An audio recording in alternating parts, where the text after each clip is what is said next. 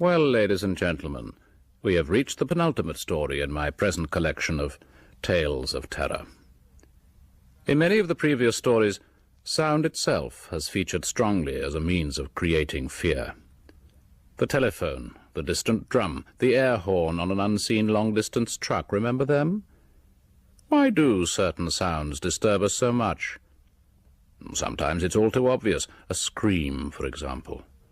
But there are sounds which disturb us for no apparent reason, the cause of the fear locked deep in the subconscious. This week, sound features once more as a transmitter of terror. And on this occasion it's a sound we all know only too well, the simple everyday sound of a child crying. I lived upstairs, in the flat above his. He hadn't been there long. He was about 40. 41, I remember now. They put his age in the paper the way they always do. Guy Gooding, 41, unemployed, found last night. He wouldn't have liked that, unemployed. I'd hardly met him. Passed him on the stairs once or twice with a nod, though he rarely went out, or so he told me that night. And I can quite believe it. He was that kind of man. Description? Oh, the sort of man you don't notice. Medium height, clean-shaven, you know. Except for his eyes. They were odd. I can't explain.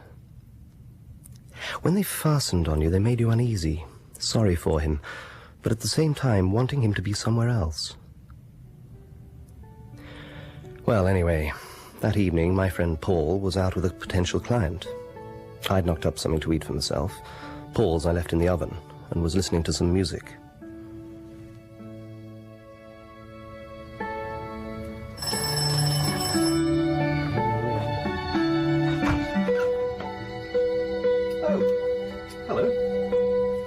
I wonder if you could help me. Yes, of course, anything I can do. Would you care to come in? Thank you. Very kind. I'll just put down the music a little.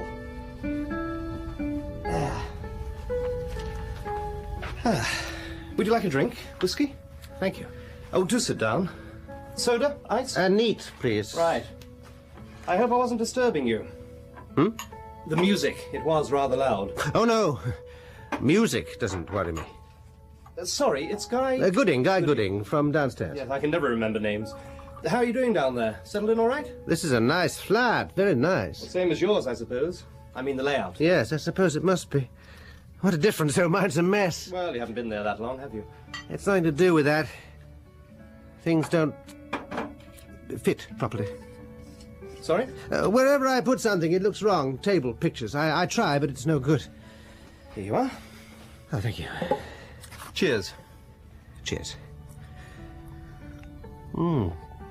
Yes. Yes, very nice, very tasteful. Nice furniture, pictures, everything in its right place. Special talent, I suppose, which I haven't got. Well, actually, I have to confess I have an unfair advantage. Paul's an interior designer. Your, flatmate. He's good. Yes, he is. Easy to live with? Yes. I'll just switch off the music. Look, how can I help you? I'm a writer. You know, I write. Oh, yes, I heard. How did you hear? Oh, the block has its jungle drums. Old Mrs. Finch must have buttonholed you on the stairs sometime. She passes everything on, in her garbled fashion. Oh, her, yes. Gossip. I hate that kind of thing. I like to keep myself to myself. Well, she means well. You write full-time, do you? I suppose you could say that. I don't earn a living from it, if that's what you mean. Is that what you mean? No, I just wondered I have a little you... money, private money. I see, yes. That's a lonely business. I imagine writing is a lonely business. Yes.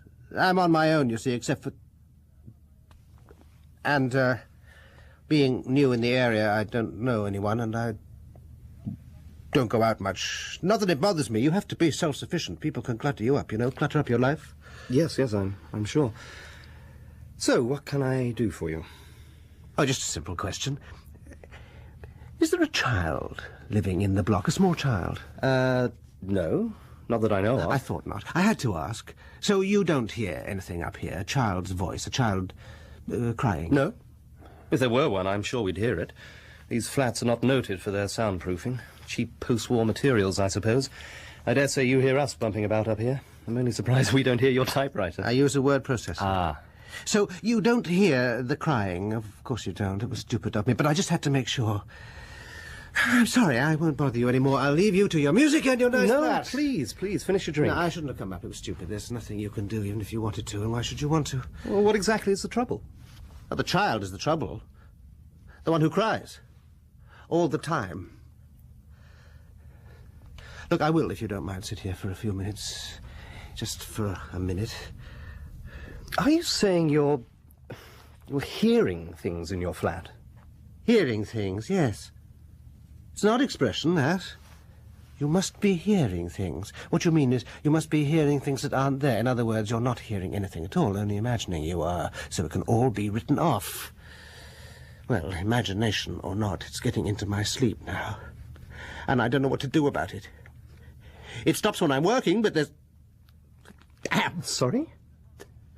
But there's a limit to how long you can work for. You have to get some sleep, and now it's got there into my sleep as well. I dream it, you see, until it wakes me up, only then it's still there. Are you hearing it now, a child Yes. crying? She's realized I've gone. She's downstairs waiting for me. She missed me. So you would have heard her, you see, if it wasn't just me hearing things. There's no point bothering you with it. I knew it was private to me. I just had to make sure. You can put me down to some kind of crackpot, some kind of nut. Here, drink this. Thanks. Have you told anyone else about this? You think I need to see a psychiatrist? Well, surely, if, as you say, you're hearing this imaginary noise... I didn't say imaginary. Sorry? I said private to me. Do you mean you think it's actually real? Well, leaving that aside, if you're having trouble with voices in your head, which, after all, we can't hear, surely it would be a good idea to see someone about it. I have. A psychiatrist. I got the doctor to put me onto someone after I convinced him his damned pills weren't doing any good. And? He put me onto a woman who specializes in such things. Noises in the head. She said it's not uncommon, not that uncommon. Voices, music very often. Did you get music? No, just the child. Well, I get your music sometimes, but that's real, isn't it? Well, I'm sorry, I hope it doesn't She said it disturb usually you. goes back to childhood, some traumatic experience, maybe. She tried to get me to relate it back to something I remembered from when I was small. But of course I couldn't find anything. There wasn't anything. I was an only child, you see, and I had a very happy childhood. I never cried. Not after my father left, anyway. And I was very young Well, so then. it can't have been all happy, not having a father around. I'm telling you, it was. Not when he was there. Afterwards, he was a brute, you see. We both hated him. We were glad to see the back of him. We certainly didn't miss him, oh, no. If he was a trauma, his going cured it. We lived very happily together after he went. I have nothing but good memories. I took his place. We didn't need him. Yes, I see. So the psychiatrist didn't help? Oh, she said not to worry. The treatment might take a little time. I arranged to see her once a week. I fully intended to, till I got back to the flat. Are you sure I'm not disturbing No, you? not You at must all. have things you're wanting to... Look, don't be afraid to say. I can't bear people pretending they're interested when they just want to get rid of you. No, really.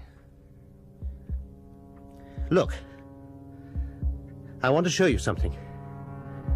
Can I? Downstairs. It won't take a minute. It was a dreadfully dull flat. No character, nothing worth looking at. It seemed smaller than ours, but spotlessly clean, nothing out of place. This way. Sorry about the mess. This is where I work. There's the word processor.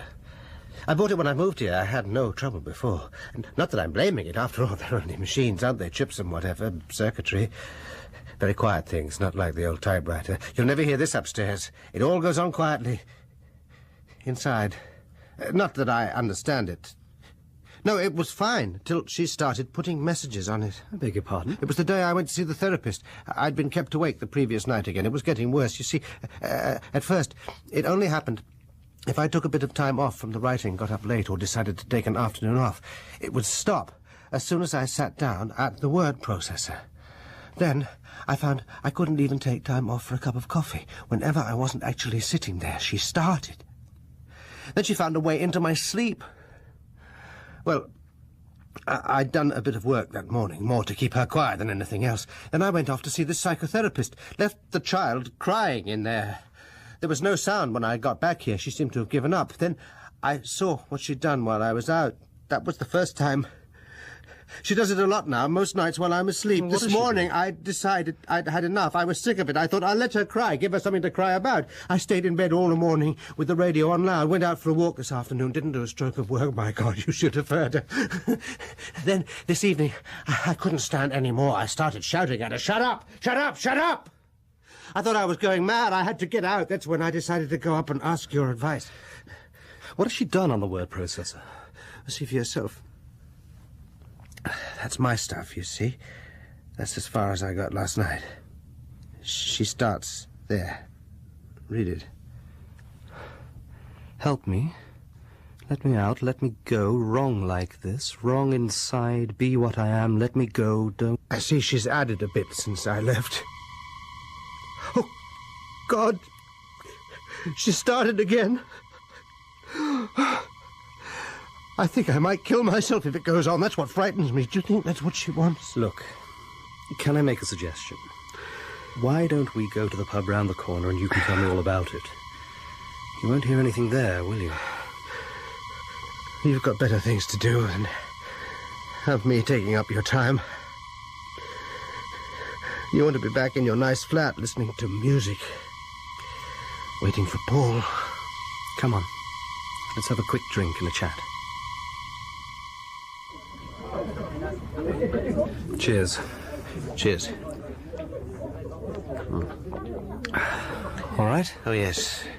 She's outside. What? In the street. It's all right. It's not like being in the room with her. I can pretend it's some other child waiting for her father to come out, perhaps. That man leaving now, maybe. Yes, she's moving off now, getting fainter. But she could be back at any time, back here with us, under the table, perhaps, or standing just at my shoulder, as she does sometimes. You don't believe a word I say, do you? You say this doesn't happen when you're writing. When I'm sitting there, yes, then it's quiet. What is it you're writing? I asked what you're writing. Oh, a novel. And what's it about? It's about a child. Ah. Go on, say it. The same child? No. Well, how do you know? Mine is a boy. Oh. Spoils your theory, doesn't it? I really don't know much about this kind of thing. What kind of thing? Hearing voices, that kind of thing? Well, yes. I don't even know what it's called. Finding things written on your word processor, that kind of thing. I suppose it has Could occurred I do to it you that... myself? I'm not stupid. While I'm asleep, I get up in the middle of the night and sleepwalk and feed it a bit of nonsense with no punctuation and toddle back to bed again, and in the morning, shock horror! Who's been sitting in my chair? That kind of thing? Of course it's occurred to me. It's the only rational explanation, isn't it? We're rational people in a rational world. What did your therapist have to say about it? I mean, the stuff on the You don't word think I processor. went back, do you? Why not? I told you. It happened while I was out, while I was seeing her. Well, you think it did. Tell me, I'm sorry, I don't know your name. Ian. Ian.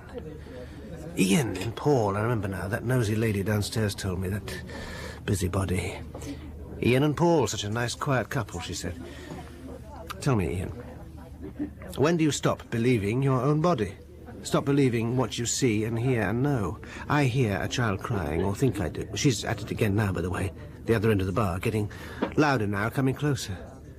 As if she'd lost me, but she sees me now. She's running towards me. She's here now. Her arms could be round my neck, crying into my ear, "Help me, let me go." She's gone again. But I didn't really hear her. She wasn't really there. I came back from the therapist, poured myself a scotch, went through a sequence of everyday movements, but somewhere inside that sequence I sat all unknowing and put nonsense on my word processor. There it is on the screen for proof. Let me go, let me out, I can't be this. Help me. I can see it must be disturbing, And can you but... see the corollary to that?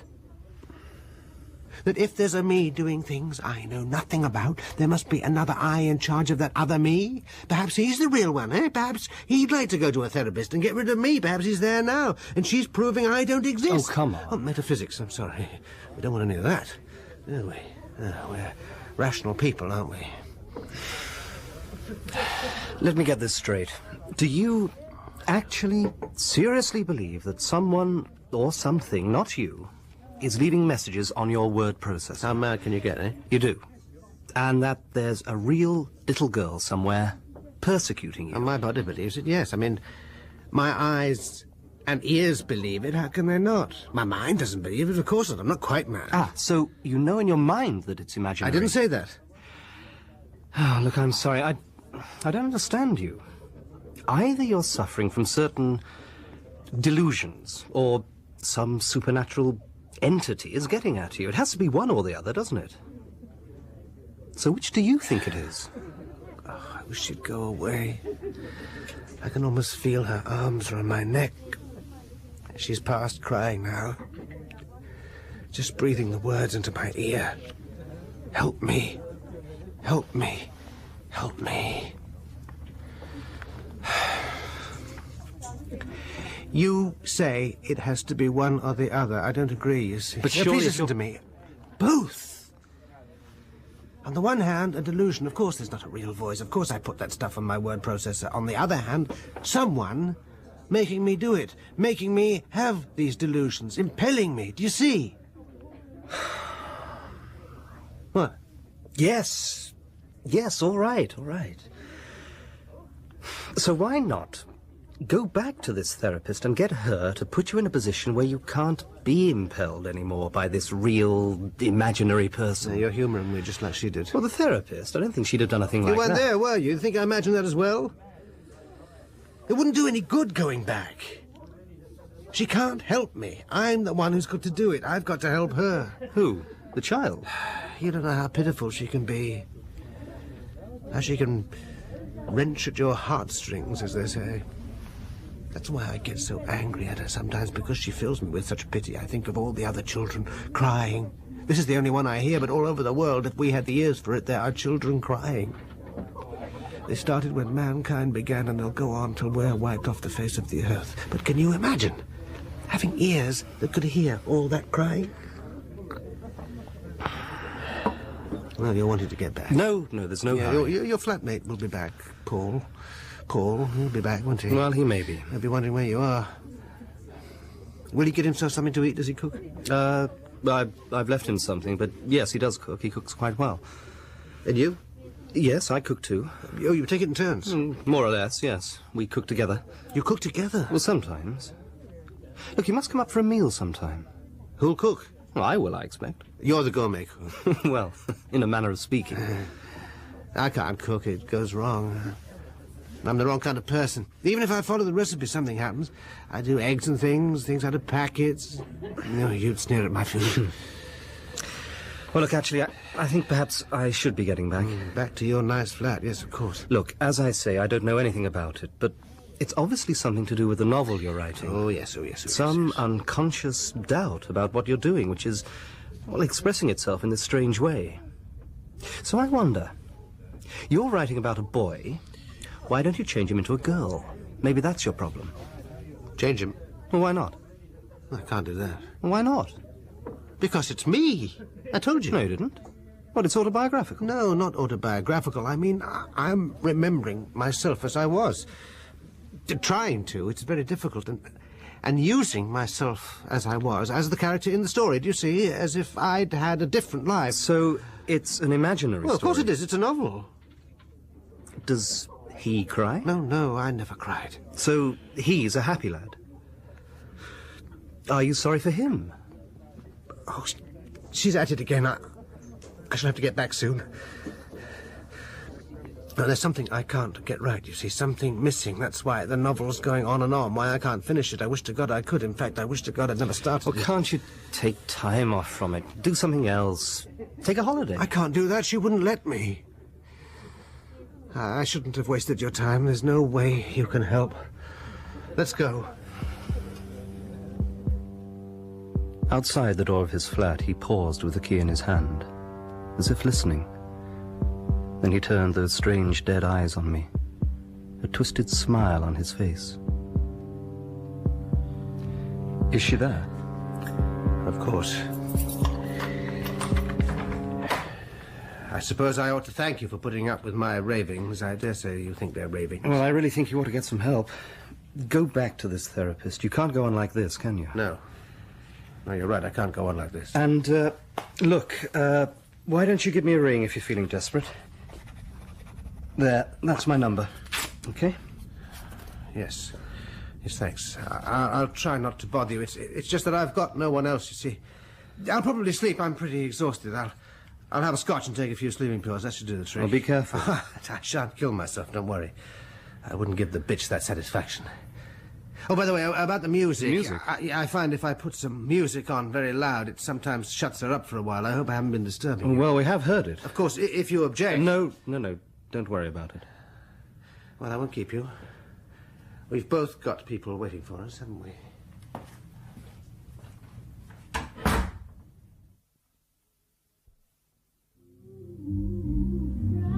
You mean we're living over a nutcase? I don't know. What do you mean you don't know? I mean, you don't really think this No, girl of is... course not. Yeah. He's obviously odd. You only have to meet him. But it sounds to me as if there's some kind of neurological disturbance as well. It can happen to perfectly sane people. I've read about it.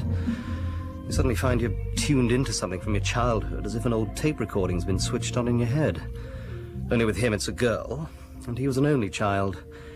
And he says he never cried. All kids cry. I suppose you didn't mention the music. Just listen to it. He did. He said it helped sometimes, so I told him not to worry. Oh, delightful. So I stuck with it. Did he show you any of this novel he says he's writing? Nope. Has he been published at all? I didn't like to ask. Probably not. What a life. Living on his own with no friends, writing unpublishable novels. Well, he might be a genius for all we know. Oh, well, yes, of course. We might have a Dostoevsky downstairs. Then again, we might not. Anyway, I'll look in on him in the morning. What the hell for? To make sure he's going to get some help for himself. He needs it. Why get yourself involved with him? You know how it is with that kind of misfit. You show a bit of sympathy, and before you know it, he's attached himself to you. He'll be up here, borrowing cups of sugar and hanging about, expecting us to be sympathetic. Did he say you had a kind face? Well, he'll get no sympathy from me. Well, he can't help being unlikable. It's not his fault. Rubbish. Of course it's not.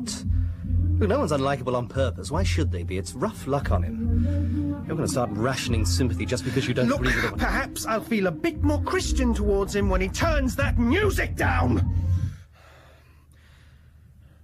Well, thank God for that. He must be psychic, too. No. She's gone. Oh, you're talking as if you think she's real. And now you're going to spend the whole evening worrying about him. He's made sure of that, hasn't he? Well, worry all you like. He'll love that. He knows a soft-hearted sucker when he sees one. Go down and hold his hand, why don't you? I felt it coming, but I couldn't stop it. One of our periodic rows that seemed to come out of nowhere. We shouted vile, hurtful things at each other till we were both exhausted. In bed later, trying to sleep, I wished him dead. That nutcase downstairs who'd poisoned my evening. Wished he'd taken an overdose of his pills and his scotch and got out of my life. Then I woke from a confused dream of crying, voices, bangs and crashes, to find it was still going on.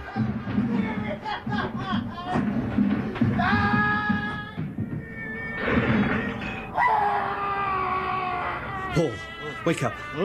Wake up, Paul. Get out. Leave me alone. Get up. My God, it's 3 in the For God's morning. sake, get up. Something's happened.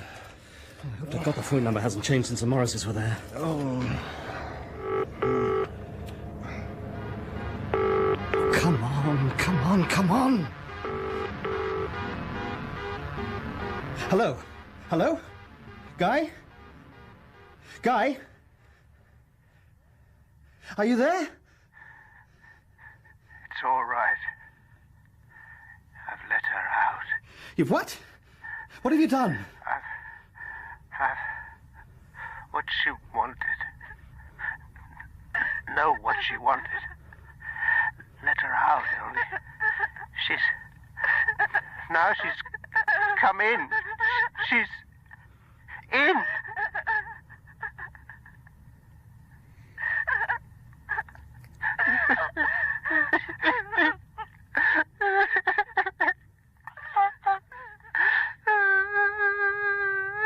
Oh, my God.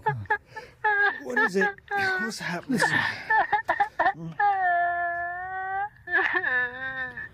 I held the phone to Paul's ear so that he could hear. A child. crying bitterly, pitifully. A child, yet not a child. An actor playing the part of a child crying, or an adult crying in an imaginary childhood. The bastard! What? Oh, don't you see? He's having us on. Give that to me. Hello? Hello? Look, what the hell are you playing at?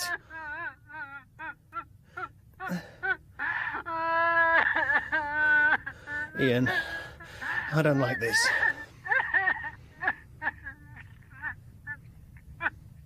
Or what would you have done? Treated it as a bad joke and gone back to bed? We listened once more and then went downstairs. You could hear it faintly through his door. We rang the bell, hammered on the door, to no effect. The crying went on, though fainter now. Little whines and whimpers like a child exhausted by crying. Then we called the police. He was sprawled across the glass and blood-covered desk, one hand still holding the telephone, the other fist a red mess through the shattered screen of the word processor. He raised his head slightly and looked at me piteously. I crouched to him and put a hand against his cheek. He smiled slowly. We're all right now. What? Wasn't outside at all, you see. Was inside. In me. Was me. Part of me. Only I didn't know. That's why she cried. I cried. We're all right now. I'm all right now. He smiled again and lifted his bloody hand from the machine as if to touch me. The bleeding had almost stopped. Then he closed his eyes and let his head fall. There was a great pile of paper on his desk, the famous unfinished novel. When they'd taken him away, I looked through it briefly. The writing was strangely empty, hard, belligerent, opinionated, and empty. It could have been written by a computer. Our minds are, of course, the most sophisticated computers of all, but sometimes they contain a virus that affects the pattern of our lives. Unknowingly, what we call our personalities are only partly programmed, only half-dressed. When I look into a mirror, it's possible I don't see all of me. There may be another part locked away in dreams and half-forgotten wishes. It's the same for many of us. Sometimes it's good that we recognize a virus, free that subconscious, and sometimes not. But if we don't, it can always be there to haunt us, crying to be free. Nigel Anthony played Guy, Kim Wall, Ian, and Ken Cumberledge, Paul, and the child's voice was Cara Kelly. The play was written by James Saunders and directed by Jerry Jones. My name is Edward de Souza, your man in black. And next week we come to our final tale, the truly horrifying story of the Judge's House.